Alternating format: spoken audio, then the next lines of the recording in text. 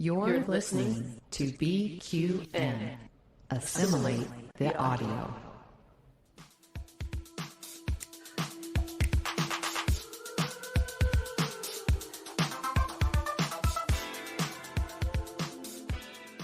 Welcome, listeners, to another episode of All Good Things, a Star Trek Universe podcast here on the BQN and Fandom Podcast Network.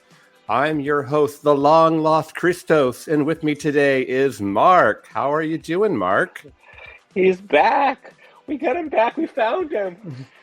I got caught up in a temporal causality loop, so I've been missing in action. Well, and I noticed you're human again. I thought, Yeah. your Vulcan ears are gone. Well, I ran into Dr. Fraser Crane on his old ship, and he got me out of it. So. Oh, great. Yeah, it's been crazy summer for me so far. I've got promoted at work, which is great, but it also means a little bit more travel for work, and also add in personal travel. I've already taken a few personal trips. So yes, that makes it much harder to podcast. So thank you to Mark and Amy and Kelvin for picking up the slack, but it should be around for the next foreseeable few weeks, at least up to STLV times when we'll see most of us will be together. Yeah, we'll all be gone for that week. So yeah, apologies, listeners. Yeah. But I'm looking forward to it. It should be interesting to see how that goes with the actor strike started now. I have a feeling the panels are going to suck, but mostly for me going to STLV is being with friends and all that good stuff. So it's going to be fun no matter what. This is the bridge. All hands to emergency escape pods. Escape pod. Hey. Hey. This is a segment. If listeners remember, this is a segment where we escape from the normal conversation to discuss what's happening in Trek, the latest episode that dropped. And this week, Escape Pod is focusing on Strange New Worlds, Season 2, Episode 5, Charades. Well, I have a lot to say about charades. Oh. Well, and it's funny. I'm a little, okay, I'm disappointed because I felt like Strange New Worlds hit it strong out the gate this season with, the first 3 episodes arguably being some of the best Strange New Worlds we've seen. And then for me, it's been tapering off. And honestly, it's hit what I'm going to call my least favorite episode of Strange New Worlds this week. Mostly because I feel like it was Spock amok. Again, I mean, we're going to put Spock into Pring in a situation, and then we're going to completely handicap Spock in a way that make it awkward for comedic effect. It's literally Spock amok on steroids. Which is funny because this is Season 2, Episode 5, and if you remember, listeners, Season 1, Episode 5 was Spock amok. Spock amok. Like, okay, in Spock amok, they do a mind meld, Katra swap, whatever. And we have that, Freaky Friday effect in Spock amok. And in this one, a accident leads to Spock losing his Vulcan DNA. And he's completely humid. So he's basically a fish out of water. And somehow he's not just human, but he's a human teenager. Yeah. Well, and Season 3, they have planned Season 3, Episode 5. Spock is going to be full Vulcan this time and all in on logic and playing Calto. So, we have that to look forward to. So he's basically going to be Tuvok. Yeah. Yeah, I'm kidding, listeners. I know. They know. Like I said, maybe if we hadn't had Spock amok, this would be fine. But I feel like you've gone back to the well to play the same joke in a series that is only 15 episodes long so far. It's not like you did this in Season 1 and Season 5. You did it 10 episodes later. Yeah, so Spock amok wasn't my favorite of Season 1, but it's funny. It's a cool one-off. Agreed. I like it. this episode, I feel like the same way. Like, it's not my favorite, but I don't have any problems with it. Like, I'll rewatch it. I've already rewatched it a couple times. I will say though that yeah, I I can see your point, Christos, to it being like a rehash, but I also feel like it kind of something needed to happen to sort of pull them apart and put them on a break so we could explore more of the Spock Chapel relationship, which I'm Right. really there for. And honestly, in like Amok Time, that's the right episode, right? That's not for another 10 years, 9 years, where we hit original series. So it's going to be a pretty long break, unless they're going to do the on again, off again, Ross and Rachel shit. But some other things about this episode that are weird to me, like he's running, there's like complete lack of discipline on the Enterprise. I mean, people just like, oh, I'm going to take a shuttle and go fly into go do a whole thing with a interdimensional species. And yeah, there's no big deal about that. And I just it doesn't feel very Star Trek-y to me. It just feels like we're going for comedy. And how do we do that? Well, yes. But I also would lean on the fact that it's 10 years before TOS, and TOS is arguably more silly and loose with the regulations and rules than they would be with TNG, Deep Space Nine, Voyager. So Yeah. I think there's still a little bit of cowboy diplomacy back then. And also, she did bring along La'an, who's chief of security. So if they're going to get anybody to help steal the shuttle, they might as well get the chief of security. Yeah. More comments on this when we get to our main topic. My last major gripe is more of a technicality, but Spock is supposed to be a vegetarian. So Spock is, dealing with his new human side and he can smell the bacon. I mean, don't you think Pike, as his friend, it would say, hey, at least throw something out there like, hey, you're vegetarian, Spock. Unless this is supposed to be replicated bacon or something or synthesized or whatever. But I feel like, and I've said this before, when it comes to food, I feel like Strange New Worlds continues to show this like big old man meat eating world of Pike, and it takes away from this evolved future that we're supposed to have. Christos, yeah, I am not a vegetarian and I am not a vegan. Obviously, but that pulled me out of the episode and completely, because out of every single character on that show, the least likely person to ever put bacon in his mouth, even as a human, would be Spock. I could see some of the other characters, even Nurse Chapel being like, all right, where's my BLT, whatever. Yeah. But like not Spock. They should not have done that, and that's a writer's thing. They shouldn't have done that. It is a writer's thing, and it's like it's just playing off of a 20th century, 21st century trope of bacon, bacon, bacon. Everyone loves bacon. Bacon makes everything good.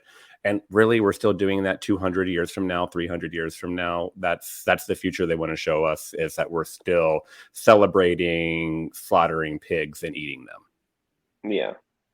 I didn't eat bacon for probably 10 or 15 years, just because really I just didn't think it was like a good choice or very healthy, and so I didn't for a long time, and I would avoid stuff that had bacon in it.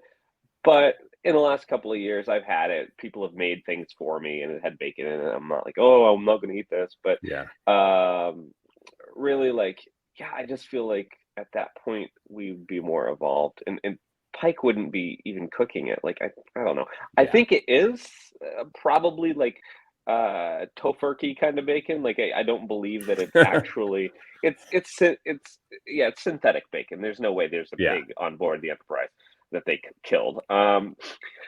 So that would be a down for me as well. But I do want to end on a positive. If we're gonna, if we're concluding this discussion, I do want to say that I have not been actually disappointed by a single episode of this show. I don't think yet. I'm still not. I enjoyed this episode. Was it my favorite? No. But it was like the ending, I think, pleased me to see Chapel finally with Spock, although T'Pring is great. She was very valid, I feel like, in her desire to take a break because Spock really should have trusted her with, even in his altered state, with the Yeah. information. But yeah, I'm glad that they're going to explore a little bit of Chapel Spock. We'll see where that Yeah. goes. That'll be a fun exploration. And this season just, I don't know, for me, been continuing to knock it out of the park. I've enjoyed every episode. I haven't had one where I didn't enjoy it. Yeah. I thought T'Pring a little overreacted.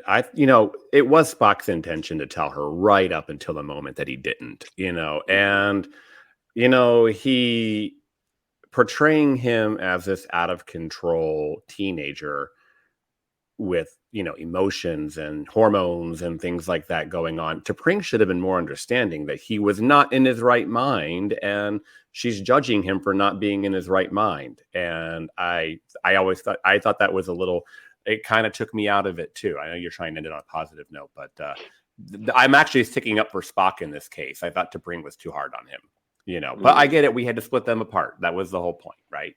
But Christos, but did you enjoy this episode more than the average TOS episode? I have TOS episodes that I like more than this episode, but the average, yes, I'll say that. Look at you. Well, I'm trying to pull some positivity. No, here you go. I'm going to pull us into a topic. I'm going to segue into our new topic where we're going to talk about my favorite Strange New Worlds episode. So guess what, listeners? We're starting a new series. Shocking. And the only actually reason we're starting this new series is because Mark and I were chatting about a week ago, and I'm like, I want to talk about this episode, so we need to build a series around it.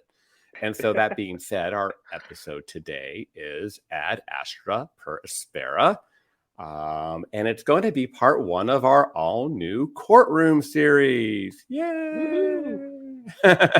And Star Trek has this long tradition of morality. Star Trek has this long tradition of morality plays. I can't even say that word this morning. That take place in the courtroom, and there's such great ones out there, like Measure of a Man and The Drumhead, The Menagerie, and we just added a new one to that.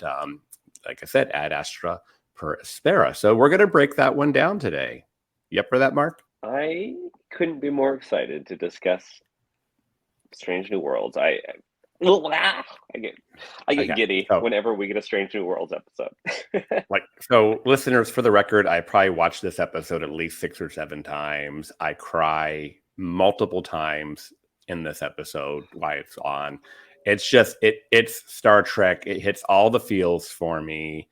Everything from the writing to the acting to some of the production, the shots, the sets, the uniforms. This is a perfect Star Trek episode for me. So it'll be really easy. It'll be really hard for me to come up with some things I don't like about this episode, but I'm sure I'll find something because it wouldn't be me otherwise. The irony is that in this case, and I think I talked about this before in the past, but the Courtroom episodes of Trek, as important as they are, and as much as I have a lot to gain from rewatching them, tend to be some of my least favorite, including this one. So this is definitely not my favorite Strange New Worlds episode by a long shot. And I've had to watch it actually so many times because I watched it a couple of times when it came out. Then I had to watch it again for Union Federation because I was on board for that. And then again for this. So I've seen it so many times as it being not my favorite world, but I still enjoy it. I mean, it's good. Yeah, I get it. I think one of the reasons I like it so much, and this is what makes everybody different. And that's what's the great thing about life in general is diversity. One person's cup of tea for Star Trek is not the other. So one of the reasons I think this episode appeals to me so much is that I love politics so much. And there's a new podcast out there that I just want to give a quick shout out to called Trek Politics with Mary L. Trump. And yes, that is Donald Trump's niece, who's very liberal and a lesbian and a huge Trekkie. So she has a co-host and they talk Trek politics. They're kind of talking a little bit about, they're a little all over the place, which is great. They're kind of doing a little bit of recap of current episodes. They've already had like Terry Matalas and Todd Stashwick and Tim Russ on as guests. So they're just about three or four episodes in, and they've already got some big guests. I think Jerry Ryan's been on the show already. Yeah, she has. So like, yeah, they're not messing around with the level of people that they're getting. Yeah, I love it. So, and you're taking politics and Star Trek and bringing it together. So I'm very happy about that. But this episode, I think, is why it appeals to me, because this episode's political. So kind of getting into where we are with this episode, we knew this episode was coming because at the end of season 1, episode 10, Lieutenant Commander Una Chin Riley was arrested by Captain Battelle, which we'll get into that later, and charged as being an Illyrian and having lied in her Starfleet application. Chris, I want to ask you a quick question about that. What are your feelings about the fact that this is now episode 2 where they're talking about this instead of starting off season 2 with this episode? Yeah. How do you feel about it? Because they could have very well turned it into a 2-parter, but they did not. So I just want to know your thoughts.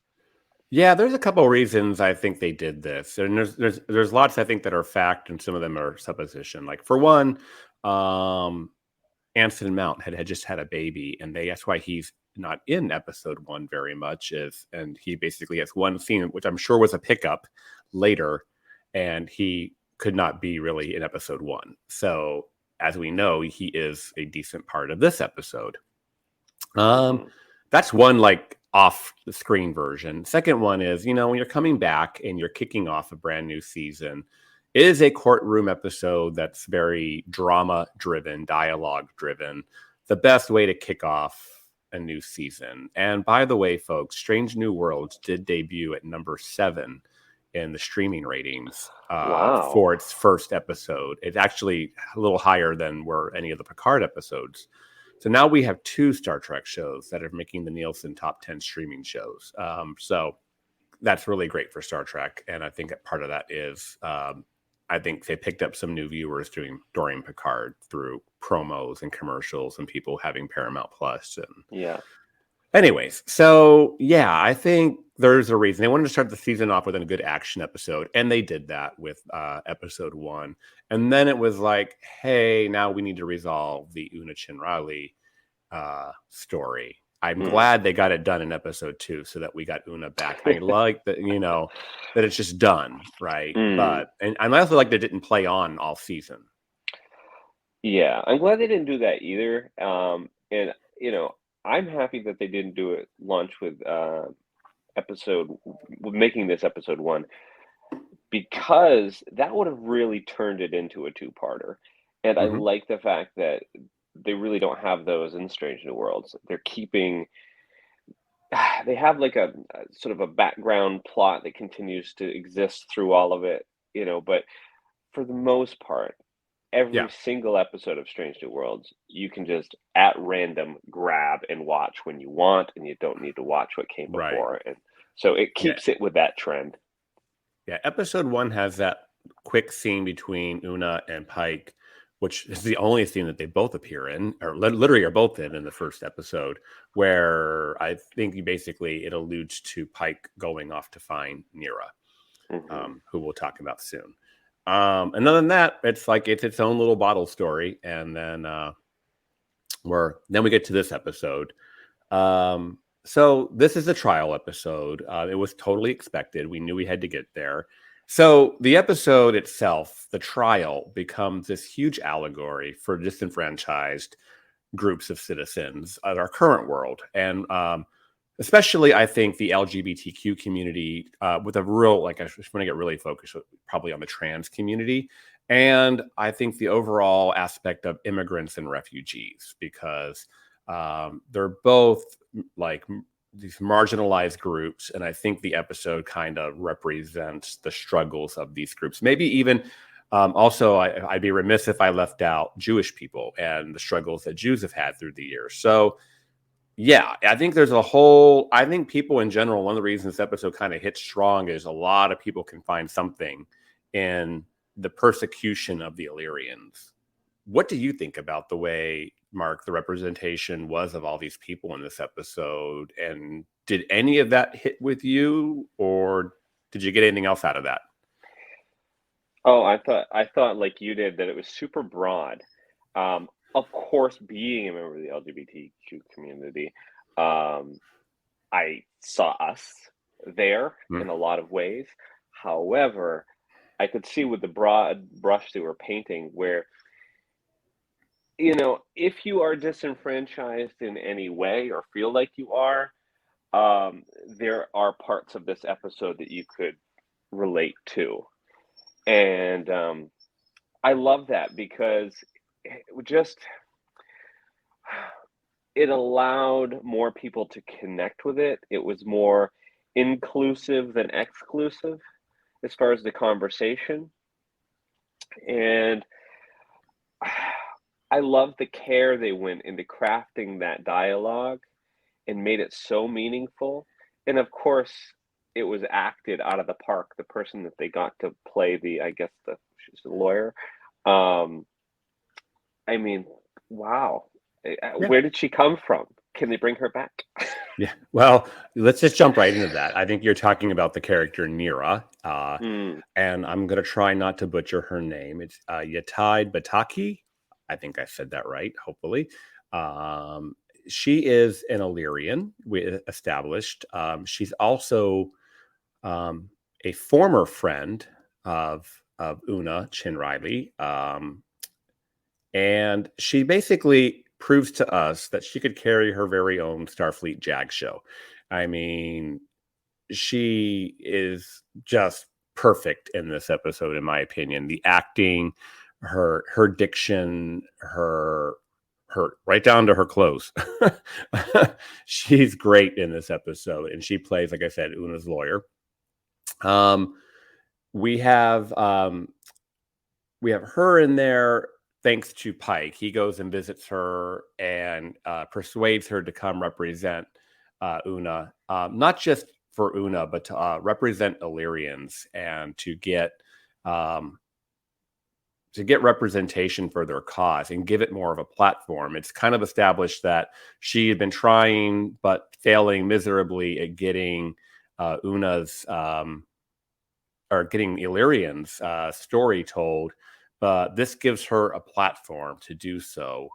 It's kind of funny. That's how Pike sold it to her.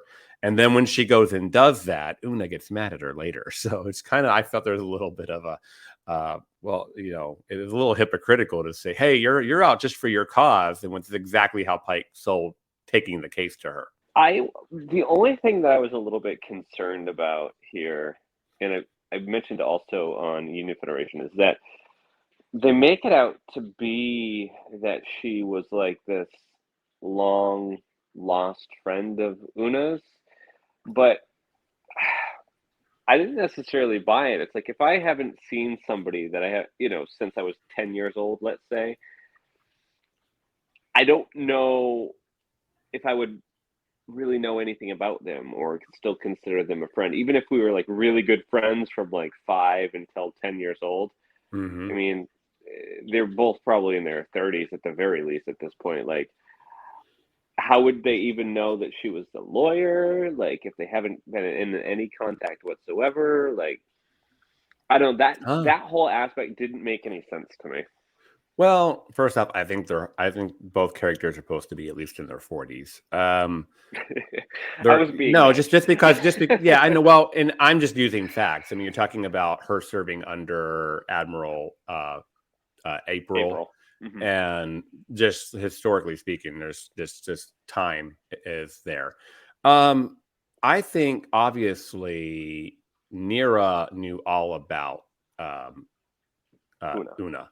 She's following her career. She's following her plight. She's following, the lie, so to speak, and was kind of like predicted this. So we know Nira knows everything about Una, and we all know Nira is very connected because she's privy to top secret things that are happening behind the scenes, and it's also kind of established that there are other Illyrians serving in Starfleet. They're just not out. That Una could be connected back to home still. It's like nothing's, she had this, Nira's a prominent lawyer. It's not like she's in hiding. She would be in databases and whatnot. So, I think it's a classic story of a friendship that went awry, that didn't have discussions that needed to happen. And we get some of that later in this episode. So I don't quite lose that part there. But I can see where you think that way. So the trial starts to play out.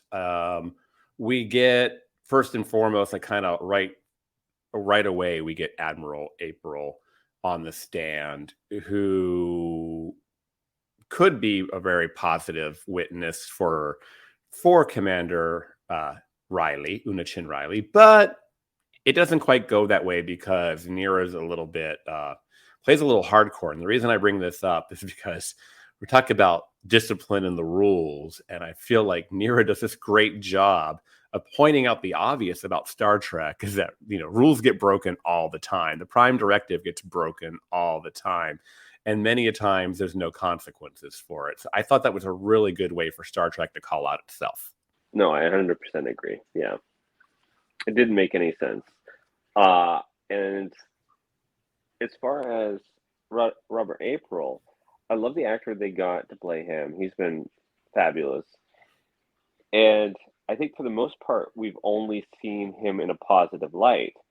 But this was the first time we were like, oh, okay. Like, especially, towards the end when he says he wouldn't recommend her to Starfleet now.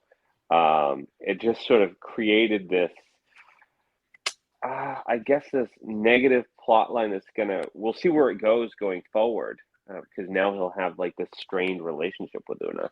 Yeah, we'll see. That's a good point. We don't really, that part didn't feel completely, resolved for me. The second other, I think, prominent character in this is Captain Battelle. Captain Battelle, up until this episode, we only really knew her as, Pike's love interest, on again, off again, or maybe even just friends with benefits. We didn't really quite know what was happening with them. And then at the end of season 1, she just kind of shows up out of nowhere to arrest Una. And we're like, well, you're a captain of a starship. What the hell are you doing? Suddenly you're working for Starfleet security or something. I never really understood that, other than let's just take somebody that we know and give them more to do to keep that character in it. Do you think it was like the Ensign Rowe thing, or the Captain Rowe, or whatever she is now, thing in Picard, where she just showed up and she was the arresting officer? Yeah, well, Rowe's a commander, and we get it. She works for whatever she works for. But as far as we know, Captain Battelle's just like Captain Pike. She's got a ship, and she's out running missions. So, yeah, I mean, it's like that's where I'm coming from. It'd be like Pike showing up on her ship and arresting somebody. Like, what's that about? Well, I mean, maybe because she's like the closest ship nearby, so they contact her. Hey, you're the only one that can go and do this arrest. Can you go do it? Well, but we go beyond the arrest now. In this episode, she's also the prosecuting representation of Starfleet. And basically, this is on her. And like I said, I think this is almost like when in Measure of a Man, when they have Riker do the prosecution against Data. It's like, it just adds better drama to have somebody and like, maybe, or don't like, being in, other than bringing in another new character to play that role. But I just thought it was a little gratuitous to do this. But what I will say, at least they didn't pull off Una's arms. Yes, that's hard to watch. I that makes me so uncomfortable when I watch that part of it was meant to do that though. The toy is broken or whatever. Yeah. Whatever he said. Oh shit. Kidding me. Now we're getting the feels. Yeah, I know, and that'll be a future episode anyway. So we'll sidebar that. little legal terms there. But Battelle, we quickly learn about maybe 30% into the episode that she's doing her best not to look out for Una and Pike, because what we're forgetting, what also kind of comes up in this episode, is that Pike's in trouble too, potentially, because he knew for about 3 or 4 months that Una was an Illyrian and didn't arrest her or report it or anything like that. So they're trying to keep Pike's nose clean, and potentially the rest of the command crew of the USS Enterprise for maybe potentially knowing this. We do know that La'an knew, for example, and others. So, yeah, we watching Battelle kind of navigate this, but it does become kind of abundantly clear, especially when Neera kind of comes in and does the whole asylum angle, that Battelle is rooting for Una because she lights up like a Christmas tree as she's being asked to read the Starfleet Code of Conduct. So I was all about that. Let's talk about the baddie of the episode, Admiral Pasak or Pasik. Am I saying that right? What do you think? You're asking me. Yeah. Well, I'm just going to call him Admiral What a Dick because that works. Yeah, because I don't know. Wait, before we launch into that, Admiral What a Dick. Yeah. This is actually a nitpick, which I'll throw in this regeneration early. That they've been doing this with Vulcans as of late. They did it, and actually the most recent Strange New Worlds episode with T'Pring's mother, where they just and that guy that was head of the Vulcan Science Academy that was talking to Chapel, they made them dicks. But there was emotion behind it, though. It seemed like there was like an annoyance factor and all this, and it's the same with this guy. Well, it's been a major trope since Enterprise. I mean, if you think about it, in Enterprise, Vulcans were dicks the whole way through, pretty much. And it wasn't toward the very end that some Vulcans start to really respect Starfleet or humans. There's that, and you're right. It's front and center in Strange New Worlds again. Why? They're supposed to have no emotion, yet it's coming across clearly they are having an emotion. They have a prejudice toward humans, right? Mm-hmm. Other than the fact that we know they haven't. I know humans smell bad to them, and it's blah blah blah, and I get that, and there's nothing, but there. I mean, I can throw a little bit of my own Christos' theory to this. If you guys remember, a few weeks ago, we talked about predictions for season 2. And I talked to you guys about the comic books that I read that take place between season 1 and 2. And we find out that Vulcans introduced genetic engineering to the Illyrians.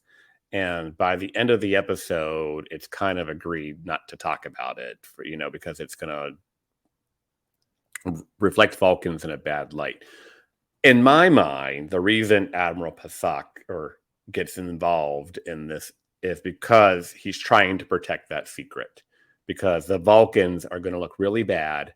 And, you could argue that, the whole idea of excluding Illyrians might be wrong and the Vulcans had something to do with it. Like I said, it just makes Vulcans look really bad. And I think he's just out there running PR to try to keep this under wraps. And that's why he's like going after Pike, and because he's not Pasak is not out for Una. He's out to get Pike, and I don't know what that that's. And it's also because Pike's crew figured out the whole Illyrian thing, so let's just go punish them. I don't know. That's my 2 cents. Ultimately, after all the runs arounds in this episode, Neera doesn't really get anything changed for Illyrians. Of course, we all know we get a special case for Una based on the fact that they tied everything that happened in the sequence of events to what one does when they want to request asylum within the Federation, within Starfleet. And they basically convince the judges to look at it that way in a positive manner than look at what she did wrong. Like, no, she came for asylum, and please grant the asylum. And then we all know she gets granted asylum. So Una is a one-off allowed into Starfleet. And maybe that can kind of create a precedent for other Illyrians to go through the motions of asking for asylum. But other than that, the whole status of genetic engineering within Starfleet, within the Federation, remains the same. The law stays the same. But, Una survives to serve again on the Enterprise, and that's kind of how it ends. This was very much reminiscent for me of being a kid. I mean, it wasn't even a teenager when it might have been like 10 or something. When did Best of Both Worlds? When did that happen? That was like what, early 90s. I think 89, 90, or like in 1990. No, so I might have been 1990. I might have been 10. I was like 10 years old maybe. Or actually, it was 1990. I would have been 8. So I was reminded of Best of Both Worlds because when part 1 came out, you didn't know what happened to Picard. You didn't know if he was going to ever come back to the show. It looked like he was done. They already had a replacement captain on the Enterprise. And we know from just history, we know from the last episode of Strange New Worlds when Pike was in the future and Una was just gone. And they're like, well, don't you remember? Like, she was arrested and, she was put away for, in prison. And nobody can talk to her. And she sort of disappears by the time of Kirk's Enterprise and TOS.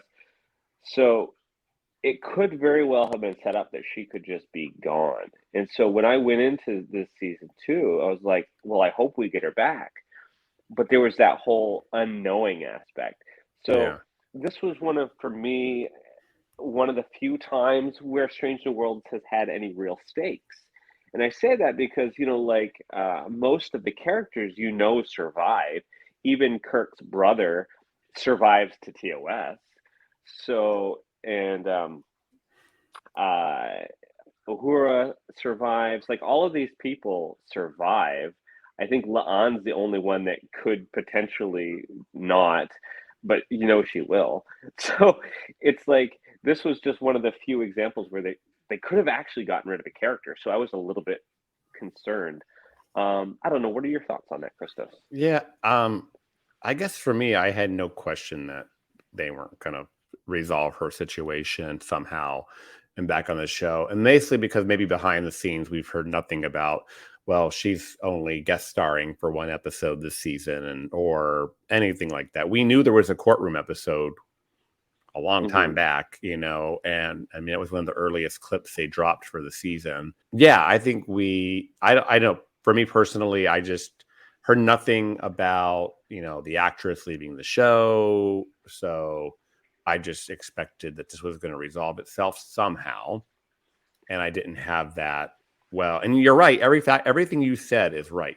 We have no future looking ahead for the character of Una. And she's nowhere to be found in TOS. And in the Cage, the events of the Cage took place well before where we're at now. So everything you said is correct. But I just fully expected Rebecca Ramon to be, What do you think would have happened with Best of Both Worlds if it was filmed today with, the internet being what it is?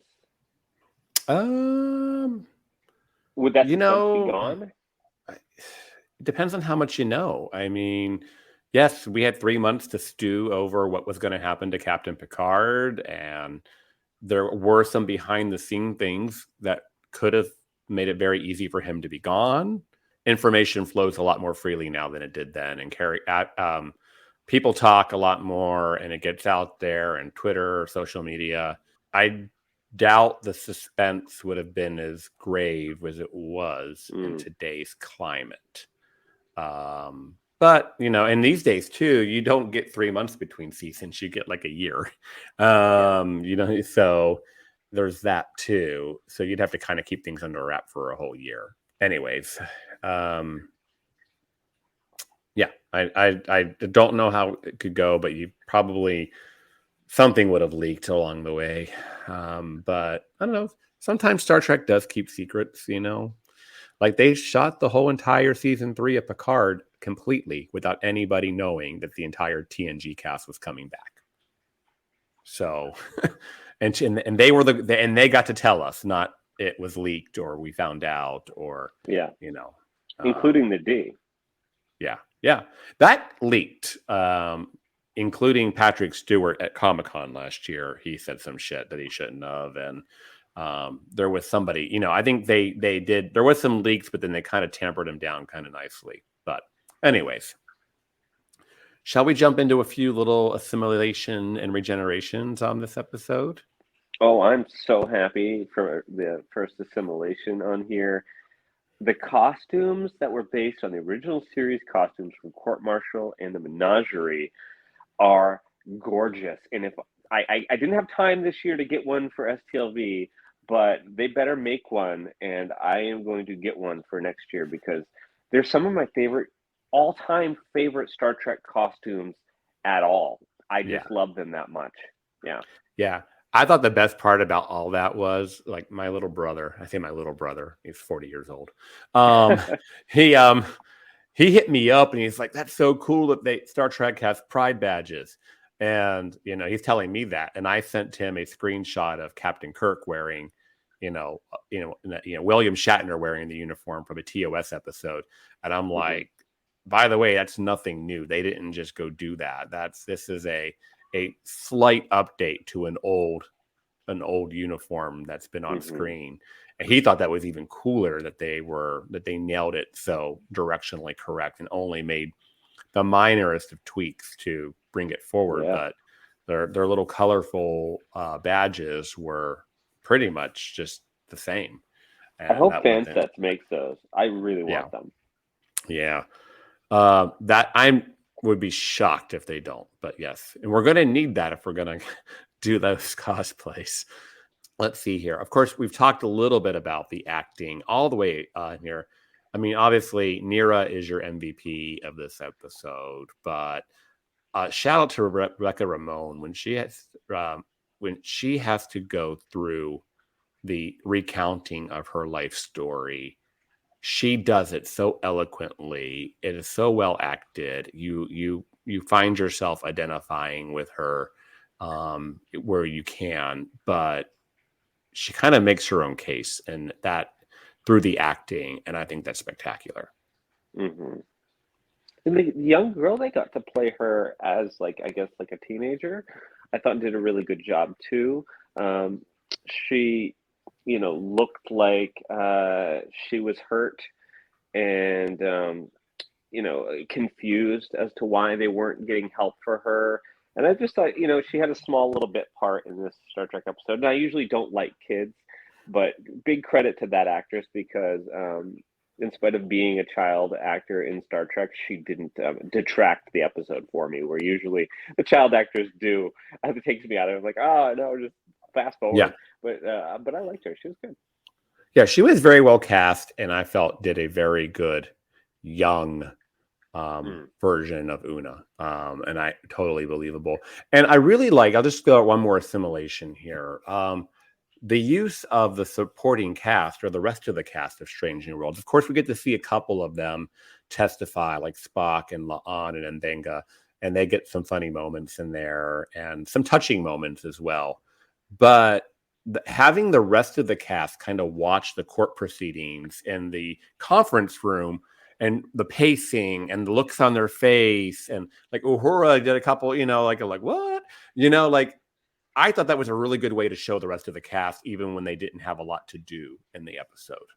And when is the last time where we had our crew watching something happen on a screen, unable to help, right? When it was the Menagerie episode where they're replaying the events, they're sitting in the courtroom, they're watching it on a screen outside of the thing. It's so TOS. Yeah.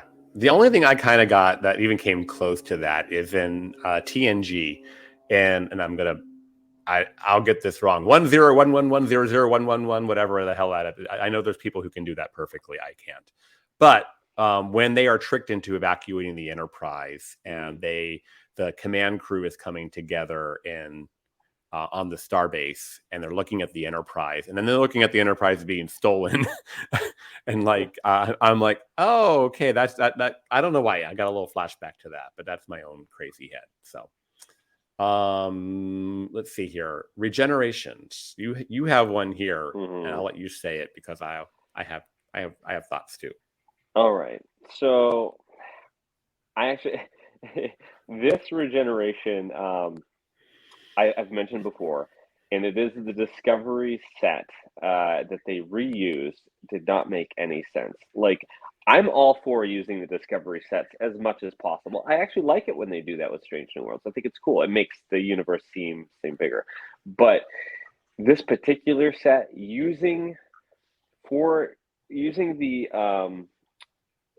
it's the Federation headquarters set. It's Federation HQ, yeah. Using that set to be the courtroom and having a giant freaking hole to nowhere in the middle of the courtroom made no sense. If you want a courtroom, you shut the doors, close proceedings, like whatever. You need to be able to approach a bench. There's no way in the future they would make this courtroom with a giant donut.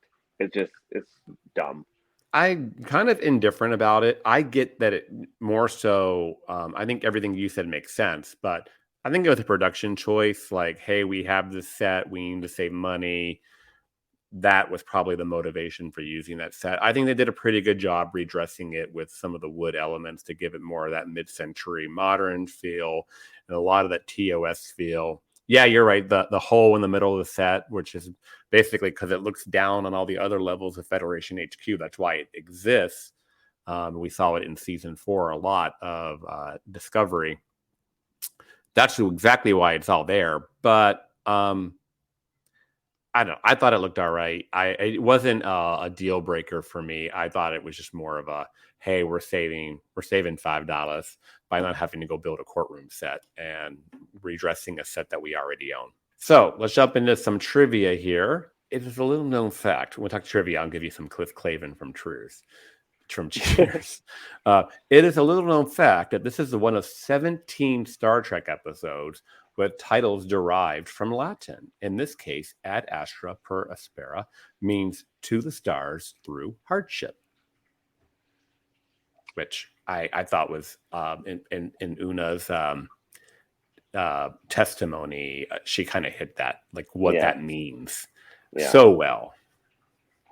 Well, to tack onto that, Ad Astra per Aspera was the motto for the United Earth, the precursor to Starfleet and the Federation. And that actually came from a production designer from Enterprise who first noticed it written above one of the doors while touring a NASA facility. Now, I got the trivia from Twitter, but I could not remember which person that had worked on Enterprise had tweeted it, so I wasn't able to find and source it today. But if you guys out there in the internet are listening, can you remind me who that was? We will credit them specifically next time. All right. Let's see how well I can do this next one without botching it. Admiral Zeus Tologal, maybe, is introduced as Starfleet's tribunal. Is introduced as the Starfleet Tribunal's Space Command representative, a position first mentioned in the TOS episode Court Martial, while Commodore Shiv is introduced as Starfleet Commander, a position first mentioned in Star Trek III, The Search for Spock.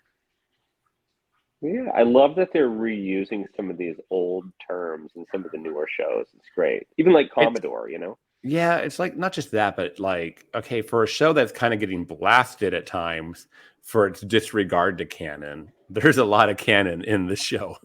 Yeah, absolutely. The relief in the courtroom, which I liked the relief. It depicts members of various 23rd century Federation members, including the founding members, an Endorian, a human, a Tellarite, and a Vulcan, as well as many other species, which On Memory Alpha, you can find the full list, but there were so many with unpronounceable names that I didn't include them here. You're welcome. Really fun one. I love this next one. While on the stand, Spock mentions meeting Una Chin Riley for the first time and discovering her love of Gilbert and Sullivan as depicted in Short Trek's Q&A. And I thought that was a really awesome way to tie that little Short Trek back to Strange New Worlds. And I don't want to say make it canon. It was always canon. But, this Short Trek was done at a time that they were just trying to stretch things a little bit. And it kind of gave me hope back when these Short Treks first aired. They were pre-Strange New Worlds announcement. So I thought they were also maybe even going one step further to say, let's test the market to see if there truly is this appetite for more adventures of the USS Enterprise with Anson Mount and Rebecca Ramon and Ethan Peck. So yeah. I love the tie-in there, and I love the way Spock delivers the line, and then they show them kind of laughing and smirking. I love that she had that response, especially from if you watch that particular Short Trek. She was explicitly like, never tell anybody ever, and she was very serious about it. But it came out in court, so Well, he cannot lie. He's a Vulcan, as Pelia points out. Well, it is revealed that 4 months passed between the events of Ghosts of Illyria and Equality of Mercy. And 2 months have passed since the events of Equality of Mercy. So it gives a little bit more context as far as the timing of this episode in canon. Yeah.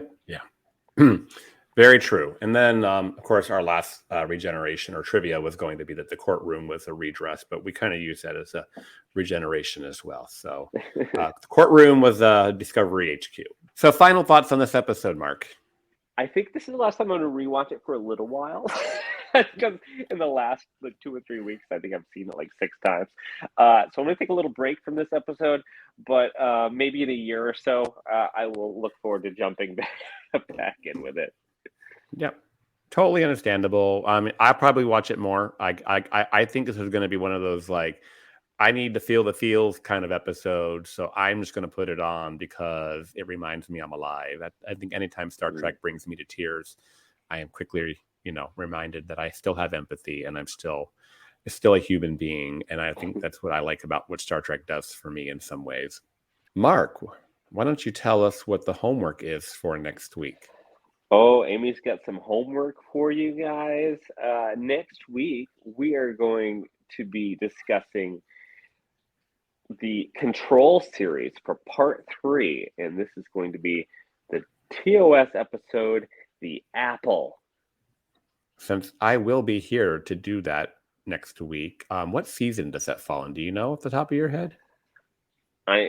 Amy actually added this one. I have no idea anything about this episode. I know I've seen it, but I do not remember, based on the title, what this episode is. Evidently, it has to do with some species being controlled by probably a computer or a foreign entity, because that's the whole part of the series. It is season 2, episode 5. Okay. So it's not season 3. So there's some hope here. There's some hope. What shows are on BQN, you ask? Well, here's a rundown of some podcasts you might be interested in. All Good Things, a Star Trek Universe podcast covering all of Trek, hosted by Amy, Mark, Christos, and Kelvin. Bargain Bin Gamer, a YouTube show hosted by Davey, a self-proclaimed gamer who specializes in reviewing and showcasing affordable video games. If you're lost in the Delta Quadrant, check out The Captain's Couch, a Star Trek Voyager podcast hosted by Jeremiah sitting on Janeway's Ready Room couch. Cinema Z, a film discussion and review podcast showcasing films you probably missed but should definitely check out, hosted by Mark, Matt, and Laz. Beam Aboard the Galaxy Class, a Star Trek Next Generation podcast covering all of TNG, hosted by Amy, Joe, Rhea, and Kevin. History with the Szilagys, a snippet of historical events from around the world, hosted by Chrissy and Jason. For the newest Trek coverage, check out Infinite Diversity, hosted by Chrissy and Thad. Test your Trek knowledge with Trexperts Quiz, a Star Trek quiz show hosted and written by Davey. Union Federation, covering all things Star Trek and the Orville, which we all know is really a Star Trek show, hosted by Kyle, Kevin, Amy, and Haley. Spill the Tea with What's the Tea, Bev? A Trek current events and fan interview show hosted by Christos. And for our Patreon members, we have The Hive Mind, BQN's monthly roundtable discussion with hosts and listeners. It's Green, a cornucopia of topics hosted by Mark. And Amy's Math Moments, a quick look at math moments in Star Trek, hosted by Amy. We know you have a choice of podcasts to choose from, and we thank you for listening to BQN. Assimilate the audio. We would love to hear what you thought of today's episode and hope you'll join our Facebook group, the BQN Collective, to continue the discussion there. You can also tweet your thoughts to @GoodPod. Please follow the network on Twitter and Instagram @BQN Podcast. We've also partnered with our friends at the Fandom Podcast Network, where you can find us by searching their master feed. So, Mark, where can people find you when your skin isn't glowing with its Illyrian goodness? Well, it only does that when I'm getting, when I'm enjoying my evening. So people can find me in the BQN Collective Facebook group. They can now find me on Blue Sky Social at MW207. And yes, I'm still on Twitter at MarkWhite207. And you can also find me on my other podcast, Cinema Z, where with Matt and Laz, we discuss some really cool films. And Christos, where can people find you when you are not continuing to stand up for the rights of the underprivileged and disenfranchised? Just call me Nira, girl. Yes, you can find me on Twitter and Instagram, and now Threads at GreekGeekSD. Not really sure how much longer I'm going to be keeping with the Twitters, so I'm planning for the full collapse of that, folks. You can also find me in the BQN Collective on Facebook, and you can find me over on my other little podcast called What's the Tea, Bev, where I interview members from the LGBTQ plus community and our allies about their Trekdom and talk current Star Trek events. I was able to get a few episodes out in May, June, and I'm hoping to record a few in over the next few weeks before STLV. So stay tuned for some new content. At this time, we would like to thank our associate producers, Mahendran Radhakrishnan and Tim Cooper. A special thanks to Graham Kelly for our opening and closing music. And, well, I do the art. Yes, you do. If you'd like to help us keep our shows coming to you each week, you can become a patron of the network on Patreon. We will add you to the Hive Mind Facebook group so you can enjoy It's Green, Amy's Math Moments, and other network perks. With a monthly subscription of $5 or more, you can join our meetings on the Hive Mind Roundtable discussion on the second Saturday of each month. Visit patreon.com/BQN to get all the details and watch your messages. And by the way, listeners, 9 hours of sleep means you get to say that without messing up. I think it's the best time I've ever said that paragraph. Woohoo! Well, thank you all for joining us today. Thank you for listening, and we hope you will continue to join us as we search out all good things.